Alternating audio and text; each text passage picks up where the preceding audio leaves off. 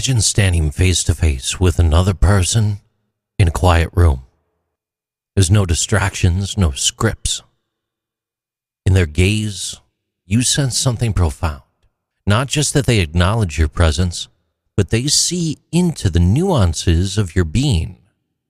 Philosophers, poets, psychologists, they've long grappled with what it means to be truly seen. From the dialogues of ancient Greek thinkers to the modern frameworks of existential psychology, the idea that one human can genuinely behold another's inner world has challenged and enriched our understanding of connection.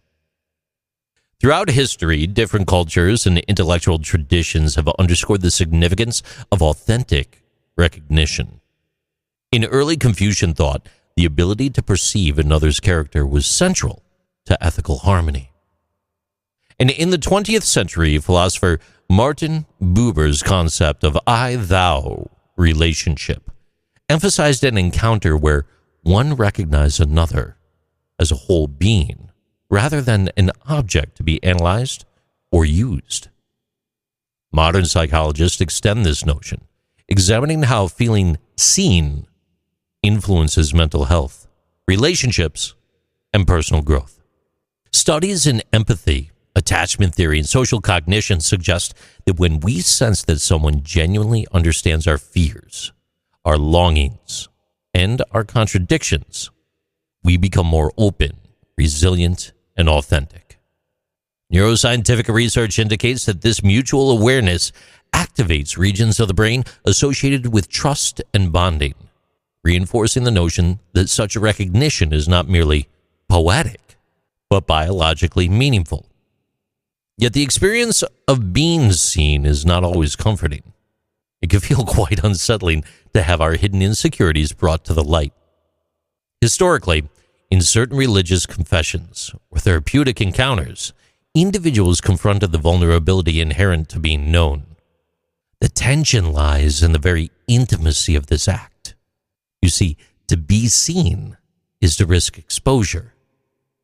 You then potentially invite the possibility that someone might witness not only our strengths, right, but also our frailties. This risk can yield very big rewards.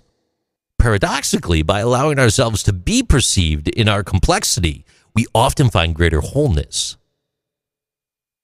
The mutual recognition, whether in a friendship, a mentor-mentee bond, or a deeply personal partnership, it all expands our sense of identity. Over centuries, thinkers have concluded that being truly seen by another person is not a diminishment of self, but an affirmation. From the existential writings of Jean-Paul Sartre and Simone de Beauvoir, all the way to contemporary relational therapies, there's a reoccurring theme. In authentic recognition, you will catch glimpses of the self that you may have overlooked. This quiet, unspoken exchange transforms isolation into understanding, and isolation into intimacy. And as we embrace the fullness of who we are, contradictions and all, and as you embrace that through another's eyes, you discover that genuine connection does not erase individuality. Instead, it broadens it, revealing a deeper, more resonant chord of human existence. These are Interesting Things with JC.